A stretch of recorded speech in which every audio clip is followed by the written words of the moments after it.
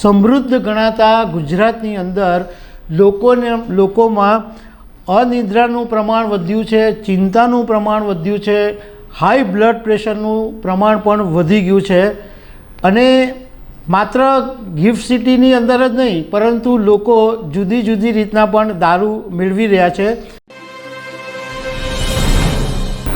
નમસ્કાર દર્શક મિત્રો, ગુજરાતના નશાબંધી અને આબકારી વિભાગે ગયા શુક્રવારે એક નોટિફિકેશન બહાર પાડીને ગાંધીનગરના ગિફ્ટ સિટીની અંદર કેટલીક શરતોને આધારે દારૂ પીવાની પરવાનગી આપી.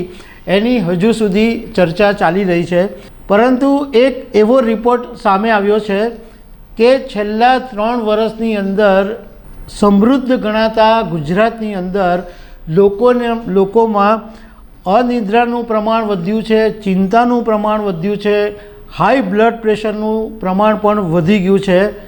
અને માત્ર ગિફ્ટ સિટીની અંદર જ નહીં પરંતુ લોકો જુદી જુદી રીતના પણ દારૂ મેળવી રહ્યા છે.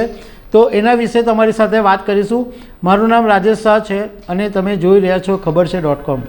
દર્શક મિત્રો, આમ તો ગુજરાતની અંદર દારૂ પર પ્રતિબંધ છે અને હમણાં છેલ્લે નશાબંધી અને આબકારી વિભાગે ગાંધીનગરના ગિફ્ટ સિટીમાં દારૂ પીવાની પરવાનગી આપી. પરંતુ ઘણી બધી એવી રીત છે કે જુદી જુદી રીતે લોકો દારૂ મેળવી શકે છે. ધારો કે તમારી ઉંમર 40 વર્ષથી ઉપર હોય અને તમે દર મહિને 25,000 કમાઈ શકતા હો, તમે તમારી જિંદગીની અંદર સેટ હો, તો તમને પરમિટ મળે છે. એ ઉપરાંત બીજા બધી પણ એવી રીત છે કે ધારો કે તમે તમારા શહેરની અંદર કોઈ કોન્ફરન્સનું આયોજન કરો અને એની અંદર બહારથી લોકો આવતા હોય, રાજ્ય બહારથી, તો તમે પરમિટ માંગી શકો. એ ઉપરાંત કોઈ વિદેશી નાગરિક આવ્યા હોય તો એ પણ એમને પરમિટ મળી શકે. એવી જુદી જુદી રીતનાથી પરમિટ મળતી હોય છે. હવે ચોંકાવનારી વાત એ સામે આવી છે કે ભાઈ ગુજરાત તો એકદમ સમૃદ્ધ શહેર છે, અહીંયા ગાડી પૈસાની રેલમછેલ છે, અહીંયા ગાડી બધા લોકો શાંતિથી રહેનારી પ્રજા છે.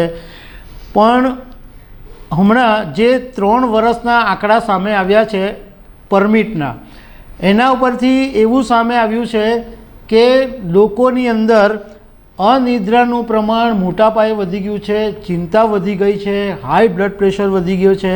અને એને કારણે આ જે પરમિટ લેવામાં આવે છે એની અંદર 58% કરતાં વધારે ઉછાળો આવ્યો છે. મતલબ કે જે 3 વર્ષ પહેલાં જેટલી પરમિટ હતી એના કરતાં ડબલ કરતાં વધારે પરમિટ હવે લોકોએ માંગી છે.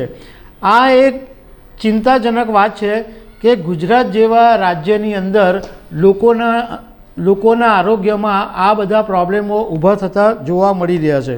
હવે 2020ની અંદર ગુજરાતમાં જે તમારું આરોગ્ય કે હેલ્થને કારણે જે પરમિટ આપવામાં આવે છે એ પરમિટનો આંકડો હતો 27,452 અને 2023 એટલે 2020થી 2023ના 3 વર્ષની અંદર આ આંકડો વધીને 43,470 થઈ ગયો છે. હવે આ જે પ્રમાણ વધ્યું છે અનિદ્રા, ચિંતા, હાઈ બ્લડ પ્રેશર, એ એકચ્યુઅલી અમે નથી કહેતા, પરંતુ એક સરકારી અધિકારીએ આ વાત કરી કે ગુજરાતની અંદર આ બધા પ્રોબ્લેમો વધ્યા છે, હાઈ બ્લડ પ્રેશર, ચિંતા, સ્ટ્રેસ. તો એને કારણે હમણાં આ પરમિટ લેવાની સંખ્યામાં ખાસો એવો વધારો થઈ ગયો છે. હવે ગુજરાતની અંદર સૌથી વધારે પરમિટ ધરાવતું શહેર છે અમદાવાદ. અમદાવાદની અંદર 13,456 લોકોએ પરમિટ લીધેલી છે.